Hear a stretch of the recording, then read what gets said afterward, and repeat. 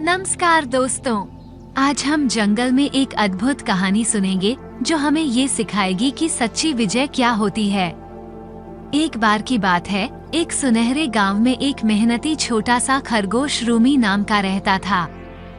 रूमी को उसकी लगन और दयालु हृदय के लिए जाना जाता था। एक सुनहरे सुबह जब रूमी मैदान में छलांग लगा रहा था, उसने एक परेशान कछुए तिया को देखा। तिया बहुत दुखी थी, उसकी कंधे टूटी हुई थी। चिंतित होकर रूमी ने उसके पास जाकर पूछा कि क्या हुआ। तिया ने बताया कि वह बहुत ऊंचाई से गिर गई थी और बुरी तरह चोट आ गई थी। बिना सोचे समझे रूमी ने मदद करने का फैसला किया।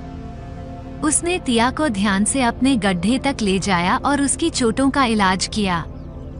दिन बीत गए और रूमी ने तिया की देखभाल की, उसे अच्छा खिलाया और उसकी देखरेख की। इस दौरान उनकी दोस्ती में गहराई आई और वे घंटों बातें करते और कहानियां साझा करते रहे। एक दिन तिया की हालत बेहतर लगने लगी, उसकी कवच लगभग ठीक हो रही थी।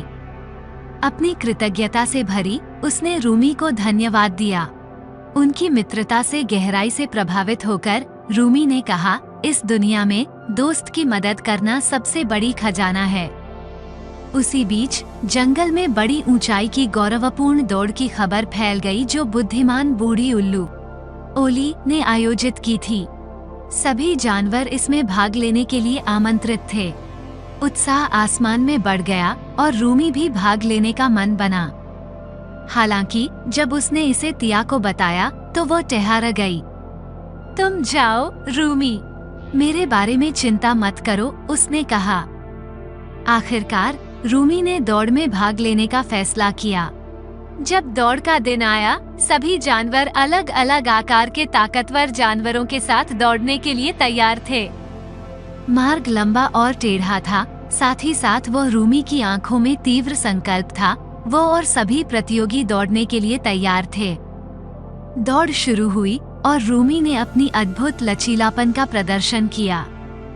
लेकिन जैसे ही वह पहले रोकने की बारी आई, उसने एक निराश क्रांति की आवाज सुनी। मुड़कर देखा, उसने तिया को संघर्ष करते हुए देखा। देर नहीं हुई, रूमी ने तिया की ओर दौड़ा और उसका सहारा दिया। जाओ रूमी, मेरे बारे मत सोचो, तिया ने चिल्लाया, उसे आगे बढ़ने के लिए प्रोत्साहित करते हुए। लेकिन रूमी ने ये जान लिया था कि सबसे महत्वपूर्ण चीज यही थी। उसने तिया को हर रोड़े के मदद से धीरे धीरे निकाला, उसकी दीर्घायु दौड़ में साथ दिया। अंत में वे दौड़ की आखिरी दौड़ में पहुंचे। फिनिश लाइन नजर आ रही थी। दूसरे प्रतियोगी बहुत आगे थे, लेकिन रूमी का दिल खुश था।